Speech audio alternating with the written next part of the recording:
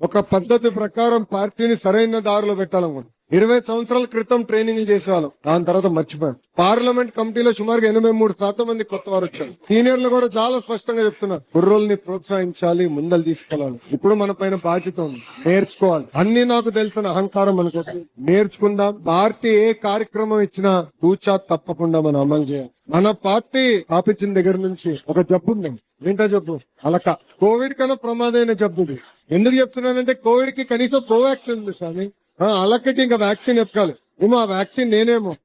ఎందుకంటే మీటింగ్ లో చెప్తున్నా, ఎవరిని అలిగింట్లో పడుకుంటే కర్ర పట్టుకుని వస్తాను నేను అని. అరే ఇది మన పార్టీ, మనం అనుకునే అన్ని అవ్వకపోవచ్చు, చర్చించాలి, 4 గోడల మధ్యలో కూర్చోవాలి, మాట్లాడుకోవాలి. జిల్లా పార్టీ వ్యవస్థ నుంచి పార్లమెంట్ పార్టీ వ్యవస్థ తీసుకొచ్చేదానికి నేను సంవత్సరంన్నర పోరాడా. పార్టీలో పోరాడు, పాలిట్ బ్యూరోలో పోరాడా. ఎందుకంటే అది నేను నమ్మా, పార్టీకి మంచిది. మనం రాజకీయాల్లో ఉన్నాం, మనకి ఎమ్మెల్యేలు ఎంత ముఖ్యమో ఎంపీలు కూడా అంతే ముఖ్యం. ఈ వ్యవస్థ తీసుకొస్తే బాగుంటుందని నేను నమ్మా. నేను పోరాడా, సాధించే వరకు నేను వదిలిపెట్టా. నేనే అంత పోరాడితే ఇంక మన అందరూ కలిసి ఎంత పోరాడాలి? ఇది మన పార్టీ, అలిగేదానికి లేదు. ఈ భూమి పైన మనం శాశ్వతం కాదు, కానీ తెలుగుదేశం పార్టీ అనే శాశ్వతాన్ని అందరం గుర్తుపెట్టాలి.